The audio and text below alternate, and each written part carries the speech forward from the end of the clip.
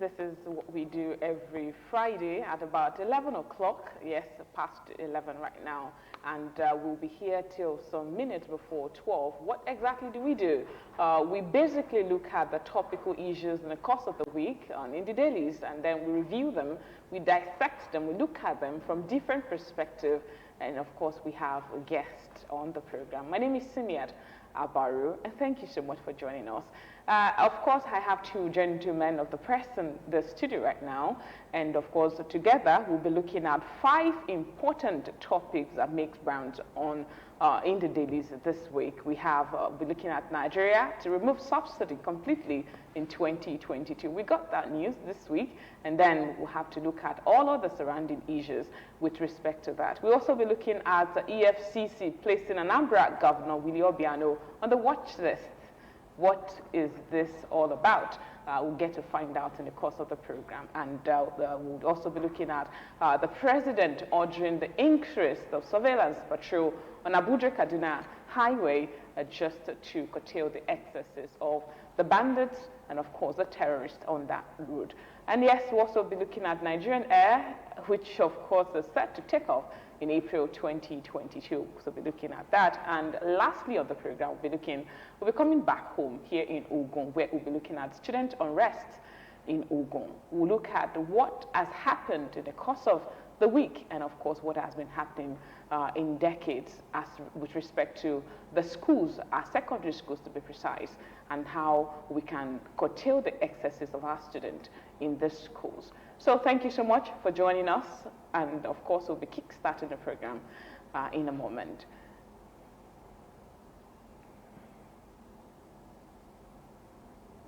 Right. Okay, let me quickly introduce the two gentlemen I have in the studio today. We have, I'm not the guest on the program today. I have my senior colleague here on my right hand, Kayode Taiwo.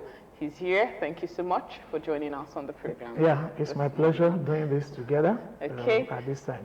All right, we also have a gentleman in the studio, Chief Bolarinwa Omololu, is a media analyst. Thank you so much for joining us on Reporters Lounge.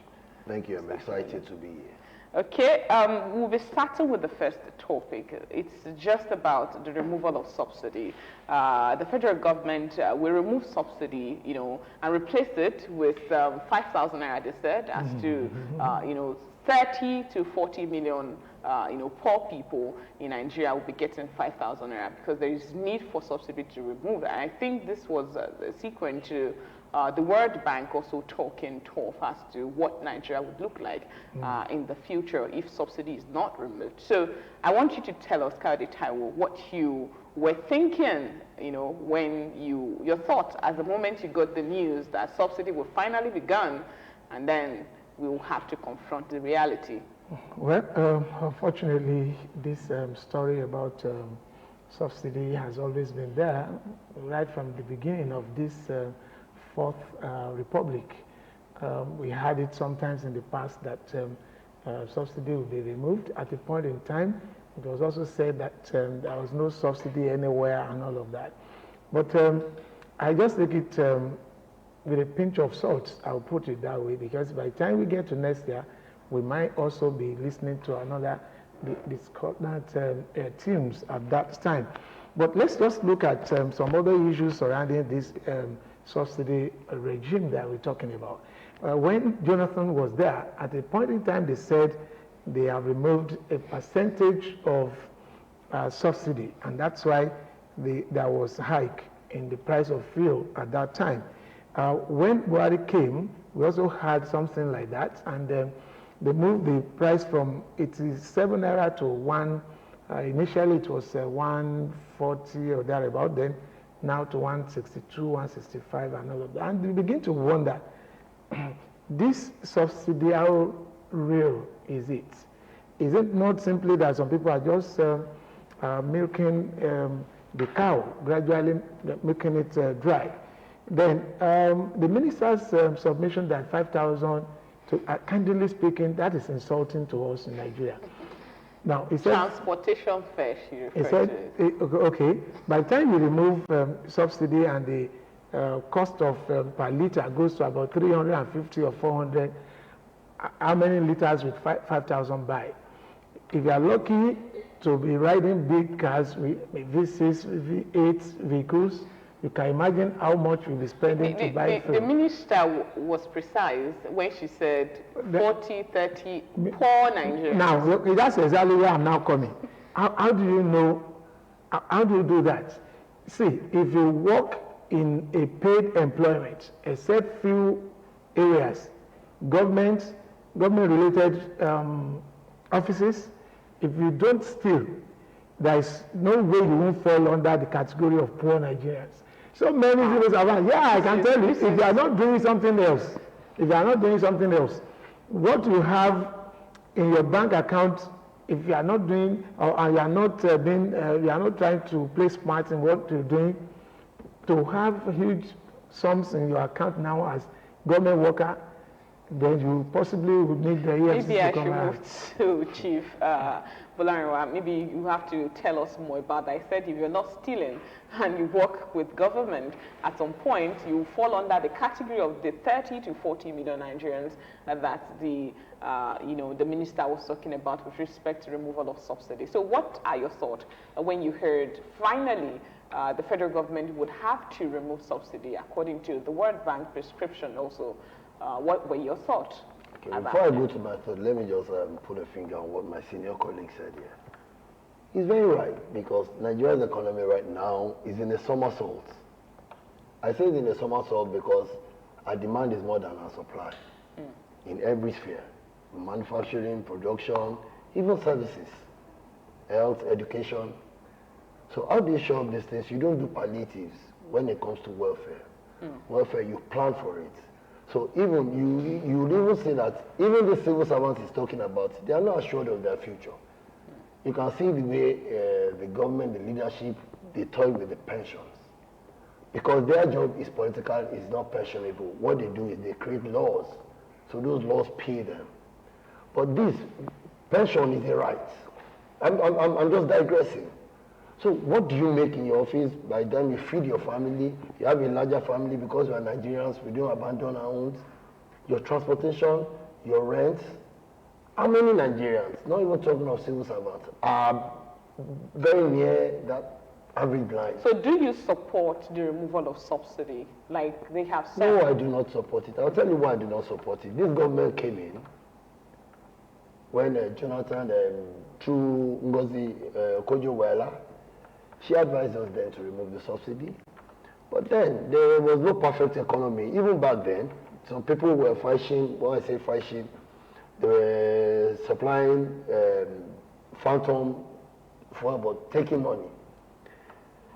The needful thing to do then was to prosecute these people, get them, and take off the subsidy. So would, by the time market forces come in, we, the people and marketers, will be controlling. But what did the government do? They still left that yawn, because that's what they wrote in. They did not want to enlighten Nigerians. You can see people like Wole Soyinka, Tunde Bakare. I can remember most of these Nollywood and. You also recall the present administration being led by President Muhammadu Buhari. He was also against That's what I'm saying. So can we then say that it is easy to say that subsidy? There's nothing like subsidy when you are on the outside, but when you're there, it's a different ballgame. I'll say something. In all the third world countries that has ever gone forward, they've never taken advices of World Bank or the Paris Club or whatever. I don't know what we have been following since the 70s, the 80s. This started around the Obasanjo's time when they started listening to the World Bank. They started to Moritala or Gowon. We had problems. We've had so many economic SAP, so many, even the Buhari in 1984. We had restructuring and in our economy, what did they call it? Cutting your coat down to our quality. Yeah, we also had war against this, all in the economic sabotage, blah, blah, blah. You see, you can't continue calling and using the people as a guinea pig. Okay, talking about using the people, we would be, being practical now. Subsidy, as the government has put it, is something that when they remove it, they will use the large amount of money they are going to make from from oil revenue to develop critical infrastructure. Now, the first question we should even ask ourselves is that genuine? Good. I like that, your last lap of the question. The first question we should ask ourselves is that, are we really accounting for the crude oil that goes out of Nigeria? Do we really have correct information? Can we rely on what we are getting? You see, I think what we should be interested in now is Nigeria really allowing a private sector to build their own modular refineries and all of that. But you said you are deregulating, yet the laws that guide the downward stream is still not fully deregulated. The same thing we had in the power sector.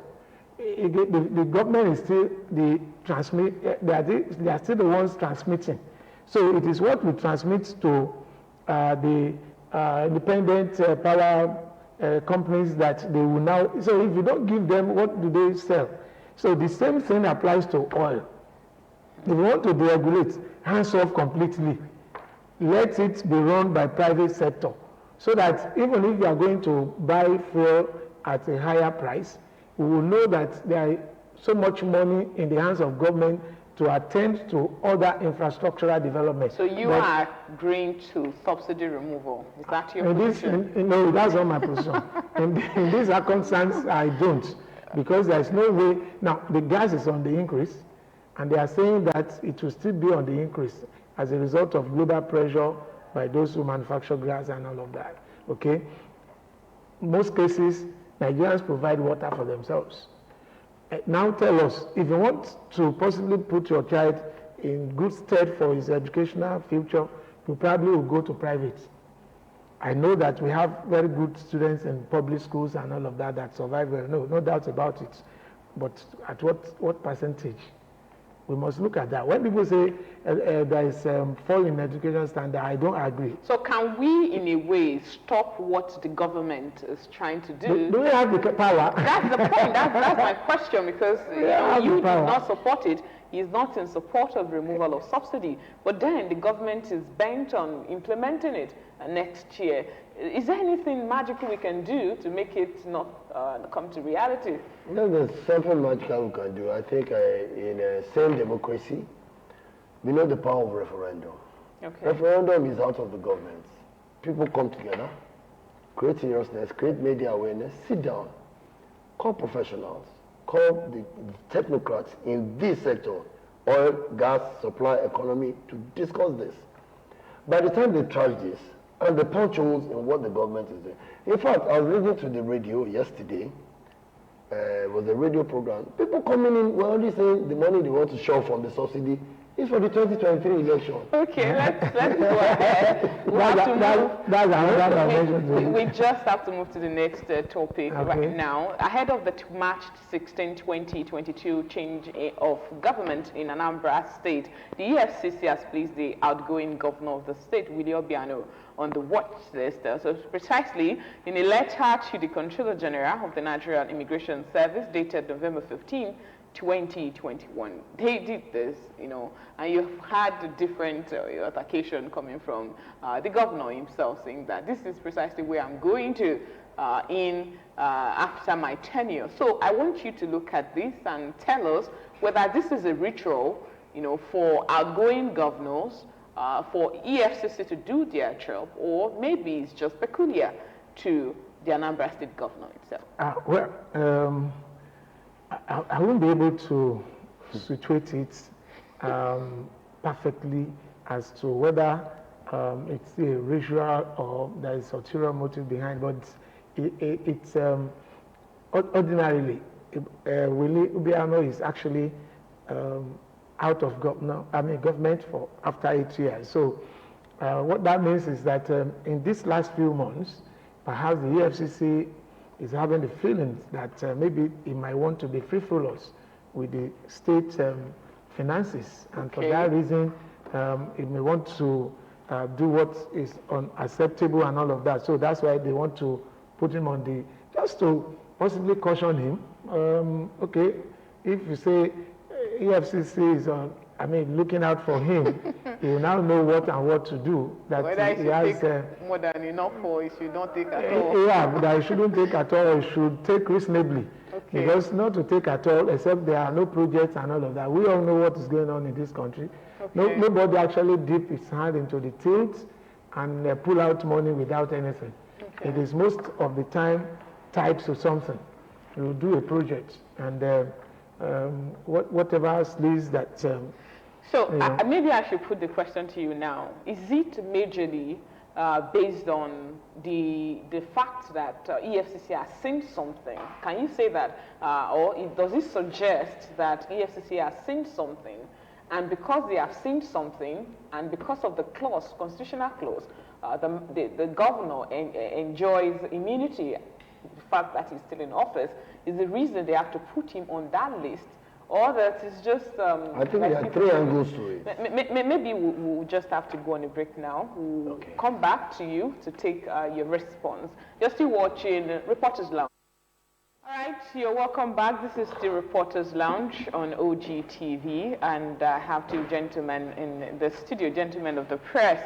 Yes, I have Chief... I have Kayode Taiwo here on my right hand.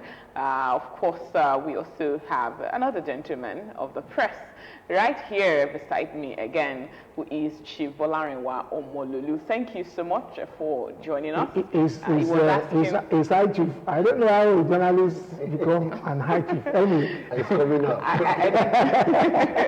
I believe you earned it, right? I did. Yes. All right, I was asking you. I'm not a rich man. I'm a farmer. No, it's only rich people that they confer chieftaincy title. That's why I said I'm not rich. So that's why you're a chief. And I'm a farmer. So the community needs me more than the society. That's good. Okay, I was asking you a question, your reaction to, you know, the list, you know, the governor of Anambra State is making the list of EFCC right now. Okay. And of course, we want you to tell us whether it is more or less like EFCC has seen something that we don't see, you know, things that, you know, are not in the open to everybody. That's why they have to put him on that list. And like Katie said, he was like, maybe they just want to use that to caution him as to what to take and what not. Okay, thank you very much. As I said earlier on, EFCC itself has become a kind of attack dog for the government. They see everything, as you said, they've seen something. They know the people that are corrupt. It's not, Obiano is not, well, I'm not saying he's a corrupt governor, but it's not the only person that should be under the spotlight. But having said that, you note that he's the only Abga governor. So it's like a goldfish in a fish pond. Well, he's leaving. That's what I'm saying. Okay. So before he leaves, they want to have a noose on him. They did this to Fayoshe too. They did this to, when you're leaving and you're in opposition, they try and hound you. So they try and muzzle you like they did to this man in Senate now that became India. It's this Akwa Ibom man. okay. Governor. Off your mic. No, the Akwa Ibom governor. Anyway, what I'm doing is, what they do, so whatever it is, at the end of your tenure in any other party, they will not betray you to come back to the ruling party, but that's by the... If I read in the dailies today, Obiano has come out that he has nothing to hide. He's ready for a probe. It's on the headline of First Dailies, I read it. That's commendable. So they should gather all their facts. The onus is on EFCC, not Obiano, to prove. Because really, we know Obiano lives an ostentatious lifestyle. He has an estate in the US. He dresses like a hip-hop yo in the US. So he takes pictures, blah, blah. Well, that's personal life. But if EFCC has anything against him, well, let them come out. But they've not actually raised anything. They only said they are putting him on their watch. And they sent a letter to the Controller General of Nigerian Immigration Service, yes, in case he has to leave. But it's good. If you look at it from the other side of it, aside from what he has just raised, that perhaps is from a minority party. Let me use that word, minority, because Abga, when you look at their area of coverage, they are relatively small.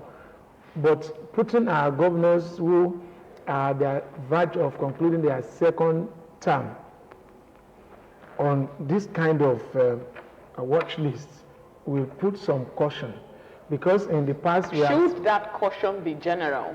for all governors. And it should be, but it's one of the few ones that their tenure will soon end. Okay. I don't think we have another one that their tenure will be ending in 2022. So just to corroborate what he said, that it's largely for positions. No, so I don't really think so. Okay. Sincerely, I don't really think so. But when you look at what has been happening in recent times, there are so many things. At one point, we talk about some governors who didn't use the Paris fund. They give them back and all of that. What that was meant to pay salaries, pay pension and all of that, they converted it to maybe doing projects and all of that. Misappropriation, you call it. That's not embezzlement. But looking at that, EFCC may want to possibly preempt any unforeseen expenditure that may... So that's why I say, okay, we are watching you. So he will now put some caution to his financial outflow now. So we can say that's a good one from EFCC. We hope but it should go round. It should go round. All the governors that have spent their second term, that will not be, aspiring to be governor next, they should do that for them. Okay, moving to the next topic, bordering on intractable security problems all across the country. The president, yesterday, gave matching orders to the security chiefs to go after insurgents. He talked about the bandits also to go after them at the meeting of the National Security Council, saying they must not rest until all Nigerians sleep with their eyes closed. This is another order coming, almost the same order coming from the president to the security chiefs. And like what we've witnessed, what we've read in the papers happening in Abuja, on Abuja, Kaduna Road and other places, ISWAP also claiming to hold, a certain portion in Niger State. The governor also came out to also talked about different things. So do you think that this time around there's going to be change, or there is going to be change with the order the president issued? Thank you very much. I believe you can't give what you don't have. One, armed forces, paramilitary and civil forces, they are ill-equipped. Intelligence-wise, they are not there. They don't have the trust of the community, because right now the community, everybody is for himself, because even the police and the army that you deploy, they are compromised, let me put it that way, and I'll give you a reason why. Why is it for so long that this same Kaduna Abuja has become like a kind of passage, devil's passage? I was in Abuja 2 weeks ago. All my friends that came for the seminar in Abuja from Kaduna, they came through the train. And you can remember 2 months ago, they attacked a train. It's up to 2 months. I said about, yeah, not okay. About. They attacked the train. So I think the only thing safe is air.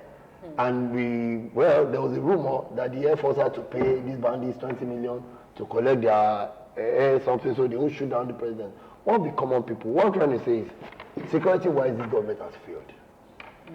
It has failed. It has failed because it has failed to implement what it said when it was coming in as 6 months. Insurgency will be a thing of the past. By that time, ISWAP they were not even in Nigeria. We were just dealing with Boko Haram. And a stretch, Boko Haram took a swat of the northeast before they penetrated the north central to the south and started coming. Well, we have information that during the COVID restriction last year, they took that lacuna to start spreading through the forest. That's why you see some skirmishes on Oba Road, Kobakwe, blah blah. They come out there, kidnap, run back into the bush, and what have you. So what I try to say is, after the last week, some days ago, when they attacked commuters on Abuja, the police commissioner and the military man came out to say they were going to, please quote me, going to deploy technology. Are you sleeping? So it's largely, for you, it's largely based on the equipment that you do not have. Incompetence. Incompetence. Okay, he said incompetence and lack of will. military generals have come out to say that this war is not going to be fought only by the military. They talked about different alternatives that we could use to fight this war, and that's why it is where we are right now. Do you also believe that it is only the military, like the president has given an order, it is the military that can do the job of securing the country alone? Well, when you look at the population of Nigeria, the size of Nigeria vis-a-vis the size of the military and paramilitary, both the police, the civil defense, put all of them together, I don't think we have up to 5 million. I'm not sure. No, cannot. I am not sure. So if you have the combination of military and paramilitary that is less than 5 million to Nigeria of approximately about 200 million, and with the size of the country that we are about 1/3 of the whole of Africa in land size. And we are not talking, so all these things, I think we are paying lip service to issues of security. Each time I look at some of these other countries, don't let us even talk about the Western countries and all of that. Those ones that are not too far from us, like all these Pakistan and the rest of it, when issues happen, if you see the way and manner their military operatives will move in, the number and all of that, where will you get that? In Nigeria, more than half or about 1/3 of Nigerian police are with individuals who now take charge of the large number. Now, the president orders increased surveillance. He said, sometimes ago he said the military or the police should shoot aside if you find anyone carrying AK-47 who is not a military or a policeman on duty and all of that. How many have we seen shots? How many? And they have actually arrested different kinds of bandits with AK-47 and even more serious things. How many of them have they been shot? And the increase in surveillance, how do they intend to do it? They said they want to deploy technology. Which technology do we have that they want to deploy? So at times I just feel that, well, it's like problem shop. Can I just interject there? Okay, maybe. Say something. Okay. Even in cities, in urban cities, the simplest, your first line of intelligence is drone. It's drone. Now all these trouble spots, Kukawa, this Abuja, Kaduna Express, Kefi Express, you can just 3 or 4 people just sit somewhere and be looking at like 10 drones. Keep seeing all these people's movements. You don't need to put human resources. You don't need to deploy human. So there should be a fresh response. Some of the problems, they have also listed when you interrogate them as to why are you not deploying the necessary equipment, and they say that the people selling this equipment largely do not want to sell to us because you have records of human rights abuses. We just appreciated the fact that the last president in the U.S. was able to sell the Tucanos for us. So they've always come up with that argument too, that they don't have countries. You could see what happened during the Jonathan administration too, where they were also talking about the need to, it was actually busted then. So they were talking about getting arms through the legal means. Okay. So what do you have to say with respect to start with the Tucano you just mentioned there, to tickle my ear, because if you know the history of the Tucano was used in the Korean War, 1957-58. Okay. They've just been modified. We are not fighting this present terror with modern warfare. Okay. Or modus operandi. Okay. We are using archaic, native intelligence. That village, they've been sacked. Okay, let's go into that village, and you lose men. What I'm trying to say is, you have satellite imagery. You don't have to have a satellite. Nigeria, it's an embarrassment. How many satellites do we have? But we can have partners who will fixate these places. So we will know their movements. All those places will be secured. We can have daytime, infrared for nighttime. So there'll just be a response team that is waiting to get there before they start harassing and killing all these. Okay, talking about killing and harassing, you know, the military has also come out to say that this is not a conventional warfare. This is a guerrilla warfare where the people that are attacking you, you mostly don't get to see them. They are mixed with the people. They are so close to the people that even there's no difference between them and the people. So it's difficult for you to confront them with weapons and all of that. So how do we... I don't totally agree with that submission, because most of these people, when they come to town and kidnap, they have directions where they go to. Okay. And luckily enough for us also, even though, I don't know how I'll put that, Gumi has been able to go and meet these people in the constantly. And he said he has been going there not alone. He went with the military and all that. So why are they telling us they don't know where they are? So, see, it's unfortunate that what has now become a problem for us is simply those children of the Talakawas in the north that they have refused to educate, that they have refused to pay attention to. And it's gradually also coming up in the south, gradually. Most cities now, you see young ones really smoking, all sorts of things around the corners and all of that. And maybe one of those things that we should pay attention to is this education stuff. And education should not just be education in the class. Education must involve sports, must involve entertainment, must involve this, so that all these young ones will have where to engage themselves. Now people will tell you that if you do inter-sport, they will fight. If they play football, they will fight. There has never been any time that secondary school boys have not been fighting. When the rate at which it becomes so violent is this the rate at which they become violent will still lead to the way we also combat the violence. There are many. There are more than before. The secondary school I attended, at the time we were there, I'm not too sure whether we are up to 1,000 from 1 to 5, but that same school now has 12,000 students. 12. It's about 7,000 in their junior and about 5,000 in their senior. So the approach will be different, okay? But to now say we should just leave them, there must not be this, we must not do this, then we will leave them to utilize their energy in negative forms. Let's begin to regiment their lives. Put them in Boy Scouts, put them in Manowar, put them in all kinds of society. They must join one.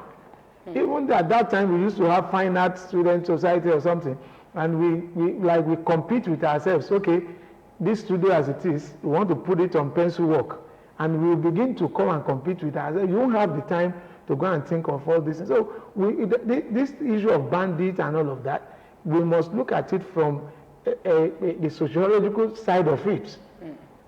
Why should anyone want to kill others without feeling any remorse? Because he didn't live a life that actually respects his own life. So he doesn't see why he should respect any other one. All right? And that's a challenge to all our leaders. Whether in the south, in the east, in the north, we must know that the children that we are not looking at their direction now will create, even if you send your child to go and study anywhere, except you just want to leave them wherever they are, and you know you have given them to another country. If you still want to call them Nigerians and they are still members of your family, you want them possibly to come home during Christmas or Ileya or something, it's dangerous. Okay, before we move to the next topic, you know, like we are talking about the military and of course the need to secure the country. You know, a lot of people have said that, see, you're trying to cut the problem on the head. It's not going to go away. You have to start from the grassroots, you know, from the root of the problem, you know, which is what we do largely in this country. We want to cut the head and leave the root, you know, still bringing out seats and all that. So what is it that the government need to do, apart from instructing or giving order to the military to go and secure the country? What more can they do at this stage? You must have a sense of purpose. When I say sense of purpose, the will to do, that's savoir-faire, it must be there. You must go back to the drawing room and what do these people really need? When you talk technology, most of these people that are talking technology, they are analog, all these generals. How many of them can an Android phone. How many use Android phones in their hands? Are you trying to? Yeah, I'm not trying to. I'm not insinuating. I'm saying it. No. Most of them are analog. No, you can't use analog to describe. What I'm trying to tell you is, most of them, when they talk, you cannot say technology and not even talk about. Yes, of course. This is the nuclear of technology. A telephone before you even come to a computer or a laptop or a studio or whatever. Where I'm going is, do these people know how to run this technology? Do they have the infrastructure? Do they have the people? Instead of taking in artillery, infantry, engineering corps, have they gone in to take computer engineers to come into warfare? That's what we do right now, because as anyone was talking about remote sensing. With remote sensing, you know where everybody is. America, I'm sorry to digress. America, if they want to get you, one person, they will get you in this world. Now we are talking a swat of people like 10,000, 20,000, 5,000, 1,000 moving in a bush. Okay, you cannot see them, you cannot, but at night, drone, infrared, you pick them, their movement, you see the armament. When you see people driving with iLogs, like 10, 20, 15 in the night, you should be suspect. But we don't have that. We wait until they attack that village, or they ransack this society, or they install their flag here, before you start running and pushing troops. And then another thing, motivation in the armed forces is at its lowest end. When the UNO came out of amnesty and rehabilitation of Boko Haram and everything, we were all very disappointed, because you can't be pushing your son to go and fight the enemy, meanwhile you'll be feeding your enemy behind. The privileges you are giving these bandits is suspect on the intentions of the government. Because Vladimir Putin, the Russian president, said something that it is not up to me to send a terrorist to God, but it's up to me to make sure it sees God. I'm not in charge of his life, but he decides to, I will take care of him. That means you don't negotiate with terrorists. All this good, what Gumi is doing is evil. In a safe society where we have suffered so much, about 15 years from this Boko Haram, they've killed over 30,000 innocent citizens, women, children, raping women, mining girls off. And we act like nothing is happening. Okay, before we move to, on the list, we will be talking about the Nigerian Air. That's the fourth thing. But of course, because the fifth topic has something to do with security too in a good state. Of course, in our secondary schools, maybe we'll have to take that before we move to the last topic. So you were initially talking about, schools engaging students and all of that, and we could see what is presently happening in Ogun State. Of course, other states, but this is where we are. So we just want to look at what has happened, and of course we have students engaging lecturers or teachers, after being disciplined in school, and to the point that we have the DPO stoned, in this state. What exactly do you think we need to do to change this narrative? Incidentally, earlier on, when we were talking about the issue of bandits, I also digressed a little bit into education system. See, I belong to the school of thought that follows even what the scripture says, that madness is in the heart of a young man, and you remove it with cane. Let me just use that. That's another way to put it. You see, this idea that we shouldn't possibly punish students, I don't see how is that possible. By nature of a teenager will always want to do things in his or her own way. These are part of these elementary things that we were even taught, even as a undergraduate teacher at that time. The only thing is that we should ensure that punishment commensurate with offense. It is only when a teacher inflicts punishment in anger that you might call to question. In a situation where parents have effrontery to go and challenge teachers in school, I once had a situation like that when I was also teaching. And I will just use this one because of this discussion. There where I was teaching, we had 14 secondary schools back to back. So you can imagine what that environment would look like. I was also a games master. So I'm always in the midst of these tough boys and all of that. Many of them, I took them away from smoking. If I tell you, you won't believe it. When I first joined and I was a young teacher, active, sports person. In the morning, I am on the field, play football with them, taught them cricket, taught them this and all of that. Many of them saw me as somebody who is very, very tough. And one day, one offered me a book in their hemp. And I looked at it, I smiled, I shared the thing. And I jokingly told me, this one you are even giving me is not the original. I took the thing and kept it in my pocket. Eventually, I flushed it in the school toilet. And I kept on relating with the boy. The guy is now, I think he's now a full pastor or something. He was a tough boy. But I never discouraged him or told him off when he said that. I took the thing, I pretended as if I also, so I brought him closer. And I also get so many of them who are in their group. At times, I have also joined them play cards, deliberately. So they saw me as one of them. So when I started dragging them out, one by one, they never knew because they trusted me as their friend, not as a teacher now, okay? And there are so many ways through which we can do this. Even sports. At that time, inter-house sport used to be in the evening.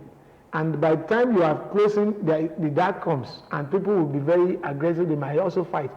I introduced early morning inter-house sport in my school. And that's what eventually became the norm in Lagos State at that time. So in the morning we do our inter-house sport, they are still in their own schools. We finish the normal parade, we take 100 meters, then invitation relay. We finish, we give them their prizes, we ask their teachers to please take them back to their schools. And we started having peace at the inter-house sport. You can't come into any schools inter-house sport without your uniform. So there are so many things we can do when I saw, sorry, let me just quickly, when I saw the picture of a DPO being attacked by police, I was just like, in this Ogun State, it means something is wrong somewhere. Okay, talking about something being wrong somewhere, he has talked about the need to engage the student. And some will say that, the number of teachers do not really commiserate with the number of students that we have, especially when you look at the population. So how many teachers do we need to take care of step-by-step tutelage that he talked about? So what is it that we can do, because all the stakeholders, I want you to talk extensively on the stakeholders now, that we need to do at this stage to curtail these excesses of the student. Thank you very much. The nucleus of any society is the family. I'm sorry to say, well, I'm not sorry, upbringing and orientation forms the background. Largely, the family has failed in a Nigerian context. Well, you won't blame them for failing because they have a lot to cope with. Feeding the family, getting shelter, the necessary clothing, planning for the future, but the system itself does not. But let's not give that an excuse for the family to fail. What you find out that most parents now, they don't have real attention for their children. You don't know what your child is doing. You assume your child finishes by 2 o'clock and comes on 4 o'clock. Between 2 and 4, what's he doing? Some will jump the fence. They'll get themselves together, go to a bar, hang out with some boys. Some boys, they jump the fence, go to an uncompleted building, start smoking Igbo. From there, they form a cult. I mean, like he said earlier on, what effrontery? Secondary school, they're stoning a policeman formation and even up to a divisional police officer. I saw the picture, I was very sad. I think you generated to that. There's this concurrent fight, I won't mention the schools, in Abeokuta here. Annually, they have a violence orgy. Secondary schools. Violence orgy. That when they start, vehicular traffic, the residents, everybody lock themselves up when these 2 schools start. But you see, things like that, I think the family has a bigger hand to play. The teacher can only, you can only have the time you are given to teach. Okay, with what he said, the family, and then everything is being thrown on the doorsteps of the government. Is it now right for the government to set the pace as to what happens at the family level? What expectation is it that the government is expecting or is pushing forward for them to implement as parents in the society? Yeah, I actually agree that all is not at the lap of government. The home do have a lot of roles to play. But nowadays, like before, when we used to have PTA that is strong, that's also involved in what goes on in the school, even to the extent that whenever there is a serious indiscipline issue, the parents also join the school to support whatever will be done in order to check such misbehavior. But nowadays, I'm not too sure whether we have PTA still holding any longer in most secondary schools and primary schools, and where they even have. Many of them, what they will be coming around to come and argue is that the government has said is free education. Even basic things that they suppose, even if it is free education, is it the government that will buy sandals, school uniform, socks for your child? There are so many of these things that they should also do. And they also have responsibility to go to their schools and find out what is happening to their children. Not that they've said it's free education. It's the teacher. And your own is to be given best. No, it's not possible. The teachers are not magicians. No. All right. They train and tame what you have given them. So we need trainings for parents now. Is that what you're suggesting? Well, I won't call it training. They have to train their children. They should be involved. Say it is what you have that you give. So that's why I'm asking whether training the parents would also be something. Who is going to organize that? At what cost again? At different by government. If you are a parent, you are already a matured person. So you should know that this is what I want for my... But what if I don't know? What if you don't know? Then learn from others. These are instances of cases we have. Government cannot begin to do that. If you don't know, no, I'm not referring to the government ask your chief imam. Civil society organizations are also there to also help. They are doing their bit. No, on the serious note, so many parents are leaving their responsibility to government these days. Yes. All right, let's move to the last conversation. The Federal Executive Council approved April 2022 as a commencement date for the operations of the country's national carrier, Nigerian Air. This is, I don't know if it's a good news. It's the one that we talk about. If it's a good news or not. It's scam. The government is very sincere. Scam? Yes. Are you saying that? Yes, I'm saying it, yes. We invested 17 billion on the same air in Nigeria 3 years ago. The consultant was paid 6 billion naira. For the logo was designed 4 billion naira. The groundwork and the media, they spent 7 billion naira. Are you telling? Do you know what 17 billion can do? You now come some years later, still in that same government, that you want to revitalize this. I'll shock you. I've been traveling with local airlines and I'm always skeptical, and I thought Airpeace was it, but lately Ibom Air is run by Akwa Ibom State, They have a... But 2 weeks ago when I was going to Abuja, the pilot was an Egyptian.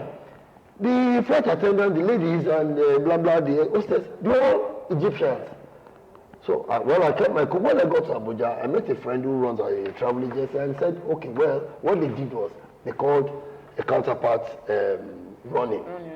They didn't. I said, but why not Nigerians? They said, well, Nigerian factor might come into it. That's why they want professionals. We've given you the airplane, we've given you the airport, we've given you, just be delivering to us. Yes, professionally, they know what to do. They have a target. So the government has taken his hand out of there. And right now, Ibom Air delivers 92% in deliverability, in scheduling, in flights. They are never late. If your flight is 4 o'clock, if you get to the airport at 3:20, the gate is closed. So is that what you think Nigeria? Where I'm going is, Nigeria is not sincere. They are not sincere right now. How many fleets does the president has? He has about 8. Nigeria has not 1. And we are inundated with their children, and the children of this flying our own Air Force One for parties in Port Harcourt, in Lagos. Meanwhile, Nigerians go, my return ticket to Abuja, I paid over the counter 2 years ago, 87,000 naira. How many people do you think can afford that? Then what, do you think anybody will trust Nigeria with the kind of arrangement they are using to bring it up? And I shock you, they won't bring new aircrafts. They won't bring new aircrafts. But of course, are they supposed to open the space for investors? They are not sincere. They are not, no investor will bring your money to a failed investment, a failed business. Okay, maybe let's get your thoughts before we wrap up the program today. As I said, perhaps you should possibly say something on that. If the implementation is going to be done professionally, like he said, but then I don't want to be a pessimist because I believe so much in this country called Nigeria. So I always want to give a room for an opportunity that we can still get it right. But don't let us kid ourselves. If we get to our airports and all of that, see things that the things that are happening there, you just want to ask questions, can we really get it? Okay, the Nigerian factor. Let's just give Nigeria government the opportunity to do it. But the money they waste whenever they want to do things like this is very high. Okay, the money we waste on projects, on so many things, is not always encouraging for projects to continue to fly as we initiate them. So thank you so much, gentlemen. I think the Nigerian factor is also one thing it should be positive and not always negative. Because every time we talk about Nigerian factor, it's talking about the negative aspect of Nigeria. So maybe you and I would have to change the way we do things in this country just so we could get the perfect result that we are looking forward to. So gentlemen of the press, I want to appreciate you for being a part of the program. Chief Volarinwa Omololu. Thank you very much. We appreciate your contribution. I'm delighted to be here. Okay, Kayode Taiwo. So you didn't call me Chief. I mean, I don't even add Prince at least. Okay, Prince. Are you a Prince? Yeah, I am. You didn't say anything of sort. You only told us you're Kayode Taiwo. Yes. Okay, now Prince Kayode Taiwo. All right, thank you so much. I remain Simia Tabaru. Next week we'll be back here for more interesting edition of